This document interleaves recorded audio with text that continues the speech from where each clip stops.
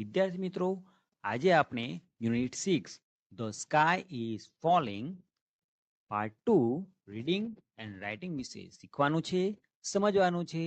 નમસ્કાર, વિજ્ઞાન ફેસિલિટર ચેનલમાં આપનું હાર્દિક સ્વાગત છે.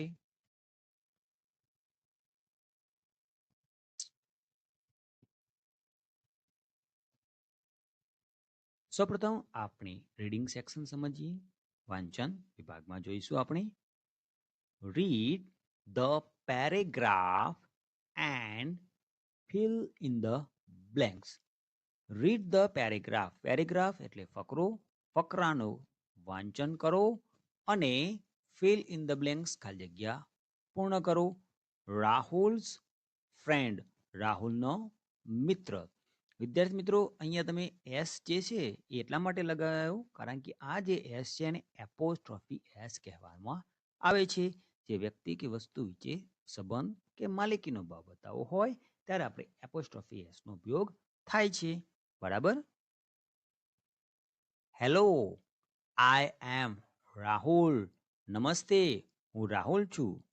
Meet my friend Pragnesh. મારા મિત્ર પ્રજ્ઞેશને મળો. He is 13 years old. તે 13 વર્ષનો છે. He is tall and handsome. તે ઊંચો અને દેખાવડો છે, રૂપારો છે. He is very clever. તે ઘણો હોશિયાર છે. He is good at singing. તે ગાવામાં પણ સારો છે, એટલે કે તે સારું ગાય છે. He likes reading stories and playing cricket. તેને વાર્તાઓ વાંચવાનું અને ક્રિકેટ રમવાનું ગમે છે. I love my friend very much. હું મારા મિત્રને ખૂબ જ ચાહું છું, ખૂબ જ પસંદ કરું છું. હવે વિદ્યાર્થી મિત્રો, ફકરો વાંચ્યા પછી આપણે ખાલી જગ્યા પૂર્ણ કરવાની છે. ખાલી જગ્યા ઇઝ રાહુલ્સ ફ્રેન્ડ. રાહુલનો મિત્ર કોણ છે? તમે સાચું વિચાર્યું. કોણ છે? Pragnesh is Rahul's friend. Rahul's friend is ખાલી જગ્યા યર્સ ઓલ્ડ. કેટલા વર્ષનો છે? 13. એટલે ખાલી જગ્યામાં આપણે લખવાનું છે 13. હી ઇઝ ટોલ એન્ડ, ત્રીજી ખાલી જગ્યામાં ઊંચો અને કેવો છે? સાચું વિદ્યાર્થી મિત્રો, હેન્ડસમ છે. ઇઝ રાહુલ્સ ફ્રેન્ડ ક્લેવર. શું રાહુલનો મિત્ર હોશિયાર છે? તો આપણે ફકરામાં જોયું હતું કે આ હોશિયાર છે, તો આપણે અહીંયા યસ છે એની સામેના બોક્સમાં ટિક માર્ક કરવાનું. 5 number, he likes reading stories and playing cricket. તેને વાર્તાઓ વાંચવું અને ક્રિકેટ રમવું ગમે છે. હવે વિદ્યાર્થી મિત્રો, આપણને સૂચના આપેલ છે study the calendar page. Calendar પેજનો અભ્યાસ કરો એન્ડ આન્સર ધ ક્વેશ્ચન્સ, અને પ્રશ્નોના જવાબ આપો. વિદ્યાર્થી મિત્રો, સૌપ્રથમ આપણે આ કેલેન્ડરનું જે પાનું આપેલ છે એનો આપણે અભ્યાસ કરવાનો છે, ત્યારબાદ પ્રશ્નોના જવાબ આપવાના છે. કેલેન્ડર પેજના આધારે ઓગસ્ટ 2022, 2022ના વર્ષના ઓગસ્ટ મહિનાનું આ કેલેન્ડરનું પેજ છે. અહીં આપણને ડેઝ આવેલા છે: Sunday, Monday, Tuesday, Wednesday, Thursday, Friday, Saturday. અહીંયા ઓગસ્ટ મંથ મંડેથી શરૂ થાય છે અને 31 એટલે કે 31મી ઓગસ્ટે પૂર્ણ થાય છે. અહીંયા જે લાલ અક્ષરે આપણને પેજમાં દેખાય છે ત્યાં હોલિડે છે, રજા છે. અહીંયા જે પહેલું અઠવાડિયું છે, યાની કે મંડેથી શરૂ થતું સેટરડે સુધીનું પહેલું અઠવાડિયું છે, એમાં કોઈ પણ આપણને રજા દેખાતી નથી. પણ એના પછીના બીજા અઠવાડિયામાં 9 તારીખે મોહરમની રજા છે, મુસલમાનનો તહેવાર છે. ત્યારબાદ 11મી તારીખે રજા છે, રક્ષાબંધન હિન્દુ ધર્મનો તહેવાર છે. ત્યારબાદ ત્રીજા અઠવાડિયામાં 15th ઓગસ્ટ ઇન્ડિપેન્ડન્સ ડે, સ્વતંત્રતા દિવસની રજા છે. ત્યારબાદ 16મી તારીખ એટલે કે 16મી ઓગસ્ટ મંગળવારના દિવસે પતેતી છે, જે પારસી ધર્મનો તહેવાર છે. 17, 18 અને 19 અને 19 તારીખે જન્માષ્ટમીની રજા છે, જે હિન્દુ ધર્મનો તહેવાર છે. ત્યારબાદ ચોથું અઠવાડિયું છે, તેમાં આપણને કોઈ રજા દેખાતી નથી. અને જે છેલ્લું અઠવાડિયું છે તેમાં એક રજા છે, 31 ઓગસ્ટે ગણેશ ચતુર્થીની. બરાબર વિદ્યાર્થી મિત્રો, તો આ પેજ ઉપરથી આપણને એટલો ખ્યાલ આવે છે કે અહીંયા રજા મંગળવાર 9 તારીખ, એક ગુરુવાર છે, 15 તારીખ, 16 તારીખ અને 19 તારીખ અને 31 તારીખે હોલિડેઝ છે. બરાબર. અને જુદા જુદા ધર્મના લોકોનો તહેવાર છે એ પ્રમાણે રજા છે, એ આ કેલેન્ડર પરથી ખ્યાલ આવે છે. હવે આપણે પ્રશ્ન જોઈશું અને એનો જવાબ આપણે આ પેજના આધારે લખીશું. Cancel the incorrect options from the following sentences. નીચે આપેલ વાક્યોમાંથી ઇનકરેક્ટ ઓપ્શન, જે ખોટો વિકલ્પ છે, તેને ચેકી નાખો. હવે વિદ્યાર્થી મિત્રો આપણને આપે છે the festival of Parsi Hindu, અહીંયા પારસી અને હિન્દુ આપેલા. પીપલ, લોકો, વોઝ ઓન 16 ઓગસ્ટ 2022. હવે અહીંયા શું કહેવા માંગે છે, પેલા વાક્ય સમજવું પડશે કે પારસી અથવા હિન્દુ ધર્મના લોકો 16મી ઓગસ્ટ 2022 તહેવાર ઉજવે છે. તો અહીંયા 16 ઓગસ્ટ 2022 આપણે પેજમાં જોઈએ છે તો હિન્દુ ધર્મનો તહેવાર નથી, પારસી ધર્મનો તહેવાર છે પતેતી. એટલા માટે એ કયું ખોટું છે? હિન્દુ. એટલે આપણે ત્યાં શું કરવાનું છે વિદ્યાર્થીઓ? છેકવાનું છે. એટલે ત્યાં આપણે આ રીતના લાઈન કરીને એ શબ્દને છેકી નાખીશું. ઇનકરેક્ટ છે એટલા માટે એને કેન્સલ કરીશું. અને સાચો જવાબ છે પારસી.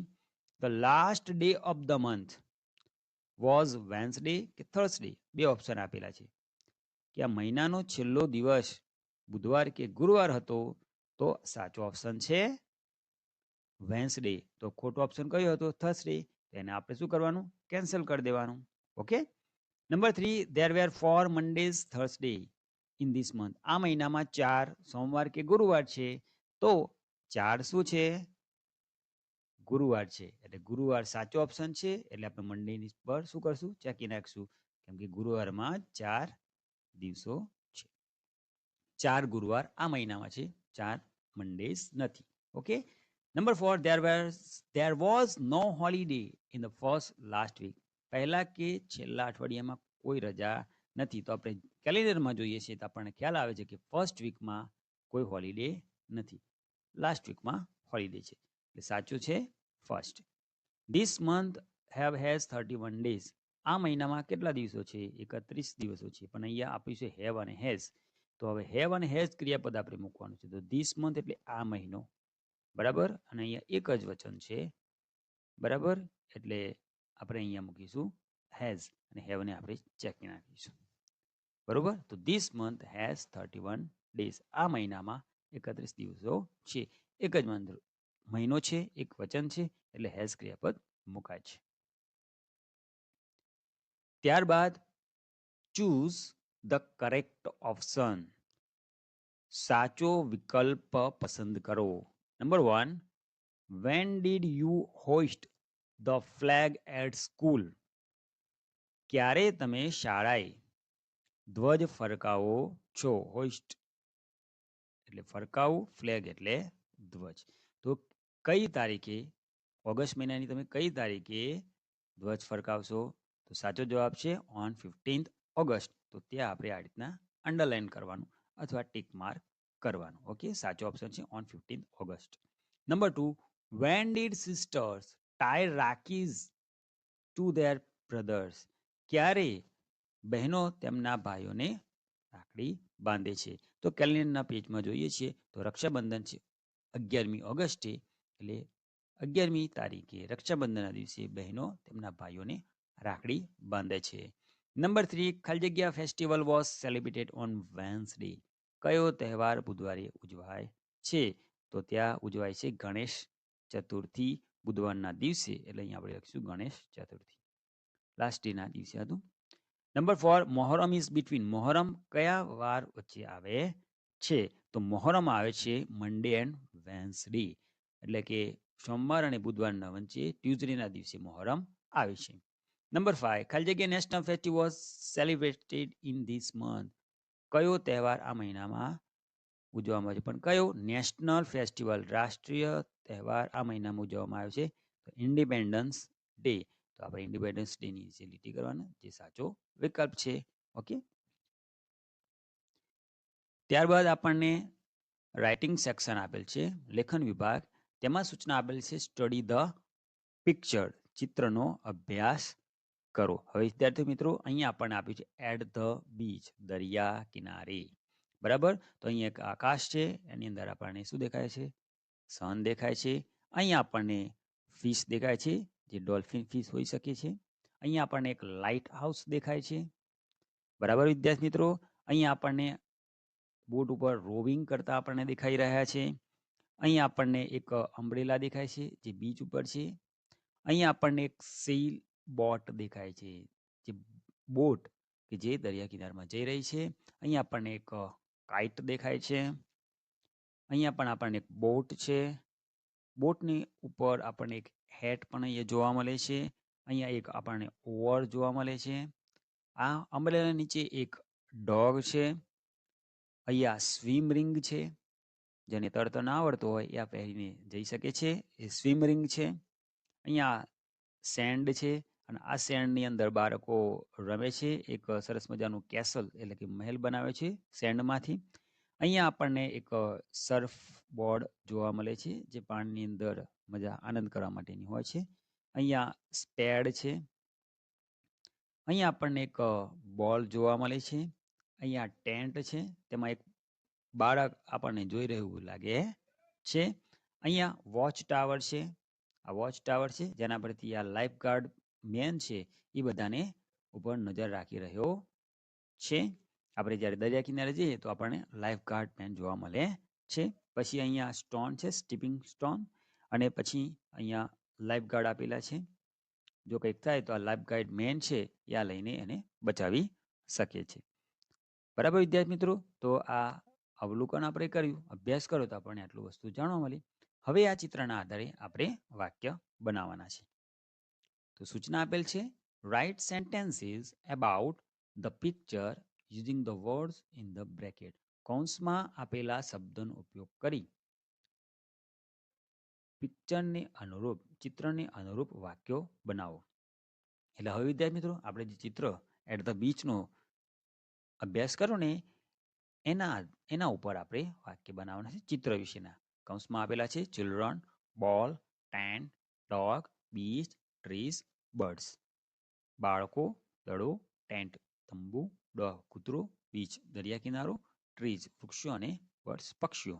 તો આ રીતના વાક્ય બનશે. This is A picture of the beach. આ એક દરિયા કિનારાનું ચિત્ર છે. પહેલું વાક્ય આપણે બનાવીશું વિદ્યાર્થી મિત્રો. Children are playing on the beach. બાળકો દરિયા કિનારા રમી રહ્યા છે, દરિયા કિનારા ઉપર રમી રહ્યા છે. There is a ball near the tent. તંબુની નજીક એક દડો છે. There is a dog under the umbrella. છત્રી નીચે એક કૂતરો છે. Birds are flying over the trees. અને વૃક્ષ ઉપરથી પક્ષીઓ ઉડી રહ્યા છે. તો વિદ્યાર્થી મિત્રો આપણે આ બધા જ શબ્દોનો ઉપયોગ કરીને શું કર્યું છે? વાક્ય બનાવ્યું છે. બીચ દરિયા કિનારે, બાળકો શું કરી રહ્યા છે? રમી રહ્યા છે. તો ચિલ્ડ્રન અને બીચ શબ્દોનો પણ ઉપયોગ કર્યો. અહીંયા પણ આપણે બીચનો ઉપયોગ કરી લીધો. પછી ટેન્ટનો ઉપયોગ કર્યો આપણે, ટેન્ટ અને બોલનો પણ ઉપયોગ કરીને આપણે વાક્ય બનાવ્યું. પછી ડોગનો ઉપયોગ કરીને પણ વાક્ય બનાવ્યું, અને ટ્રીઝ અને બર્ડ્સ. આ રીતે આપણે બધા જ શબ્દોનો ઉપયોગ કરીને ચિત્રને વિશે આપણે વાક્યો બનાવ્યા છે. આના સિવાયના વાક્યો પણ તમે બનાવી શકો છો. સૂચના આપેલ છે, complete the sentences by choosing the correct options from the box. બોક્સમાંથી યોગ્ય વિકલ્પ પસંદ કરીને write about my school, my school વિશે લખો. તો એ વિદ્યાર્થી મિત્રો બોક્સની અંદર જે આપણને ઓપ્શન્સ આપેલા છે, 600 students in our school, in school, માણસન પ્રાઇમરી સ્કૂલ, એ બોક્સમાં આપેલા સેન્ટેન્સનેથી આપણે માય સ્કૂલ વિશે લખવાનું છે. કઈ રીતના લખવાનું છે ચાલો જોઈએ. તો આપણે એક એક વાક્ય લેતા જઈશું અને બોક્સમાંથી લેતા જઈશું અને વાક્ય બનાવતા જઈશું. તો name of my school is અને યોગ્ય વાક્ય જ પસંદ કરવાનું છે. બરોબર, જે ઓપ્શન્સ આપે છે એમાંથી યોગ્ય ઓપ્શન્સ જ પસંદ કરીને આપણે માય સ્કૂલ વિશે બનાવવાનું છે. તો name of my school is, મારી શાળાનું નામ છે Vanasan primary school. There is a small garden and many trees in school. There are 16 classrooms in school. 16 વર્ગખંડો શાળામાં છે. There are 600 students in our school. 600 વિદ્યાર્થીઓ અમારી શાળામાં છે. There is a library, laboratory, a staff room and an office. શાળામાં પુસ્તકાલય, પ્રયોગશાળા, staff room અને ઓફિસ છે. There is a big playground in front of school. શાળાની આગળ એક મોટું મેદાન છે. Shri Vishalbhai Solanki is our principal. વિશાલભાઈ સોલંકી અમારા આચાર્ય છે. There are about 24 teachers in my school. અમારી શાળામાં લગભગ 24 શિક્ષકો છે. The teachers are caring and loving. શિક્ષકો પ્રેમાળ અને કાળજી રાખનારા છે. I like my school very much. મને મારી શાળા ખૂબ જ ગમે છે. તો આ રીતે આપણે બોક્સમાંથી શબ્દો પસંદ કરીને માય સ્કૂલ વિશે લખવાનું હતું. હવે વિદ્યાર્થી મિત્રો, આપણે આ વાક્યો લખ્યા હતા એ વાક્યને ફકરા સ્વરૂપે લખવાનું છે, જેથી કરીને માય સ્કૂલ વિશે સરસ મજાનું નિબંધ તૈયાર થઈ જશે. આ રીતે તૈયાર થઈ જશે. આપણે વ્યવસ્થિત ગોઠવશું એટલે નિબંધ તૈયાર. The name of my school is Vanasan primary school. મારી શાળાનું નામ વણાસણ પ્રાઇમરી સ્કૂલ છે. વિદ્યાર્થી મિત્રો, અહીંયા તમે તમારી શાળાનું નામ લખીને નિબંધ સરસ બનાવી શકો છો. There is a small garden and many trees in my school. આ વાક્યમાં બદલાવ કરવાની જરૂર નથી. એક નાનો બગીચો અને ઘણા વૃક્ષો મારી શાળામાં છે. There are 16 classrooms and 600 students in my school. અહીંયા તમે બદલી શકો છો. તમારા જેટલા વર્ગખંડો હોય એની સંખ્યા અહીંયા લખો. અહીંયા 600 છે 600 વિદ્યાર્થી, તો તમારી શાળાની અંદર 200 હોય તો 200 લખી નાખો. બરાબર. There is a library, laboratory, a staff room and an office. આ વાક્યમાં પણ સુધારા કરવાની જરૂર નથી, કારણ કે દરેક શાળાની અંદર એક પુસ્તકાલય, પ્રયોગશાળા, સ્ટાફ રૂમ અને ઓફિસ હોય. My school has a big playground in front of the school. મારી શાળાની આગળ એક મોટું મેદાન છે. અહીંયા નાનું મેદાન હોય તો તમે બિગની જગ્યાએ સ્મોલ કરી દેજો. Shri Vishalbhai Solanki is our principal. Shri Vishalbhai Solanki અમારા પ્રિન્સિપાલ છે. તો તમે અહીંયા શ્રી વિશાલભાઈ સોલંકીની જગ્યાએ તમારા આચાર્યનું નામ લખી લો. There are about 24 teachers in my school. અમારી શાળામાં લગભગ 24 શિક્ષકો છે. તો તમારી શાળામાં જો 8 હોય, 2 હોય, 5 હોય એની સંખ્યા લખો. The school teachers are caring and loving. આમાં તમારે ફેરફાર કરવાની જરૂર નહીં. અમારા શાળાના શિક્ષકો પ્રેમાળ અને કાળજી રાખનારા છે. I like my school very much. મારી શાળા મને ખૂબ જ ગમે છે. બસ આટલું વિદ્યાર્થી મિત્રો યાદ રાખો અને માય સ્કૂલ વિશે નિબંધ પરીક્ષામાં લખીને સારા ગુણ મેળવો. વિદ્યાર્થી મિત્રો, વિડીયોને પોઝ કરીને સ્ક્રીન પર દેખાતા સ્પેલિંગ તમારા નોટબુકની અંદર નોટ કરી લો, લખી લો અને ચોક્કસ એને યાદ કરજો અને તમારી વોકેબ્યુલરીમાં વધારે કરજો. ચેનલ પર પ્રથમવાર આવ્યા હોય તો ચેનલને સબસ્ક્રાઇબ કરી બેલ આઇકોન દબાવવાનું ભૂલશો નહીં. વિડીયોને લાઈક અને તમારા મિત્રો સાથે શેર કરજો. વિડીયો જોવા બદલ આપનો ખૂબ ખૂબ આભાર. ધન્યવાદ.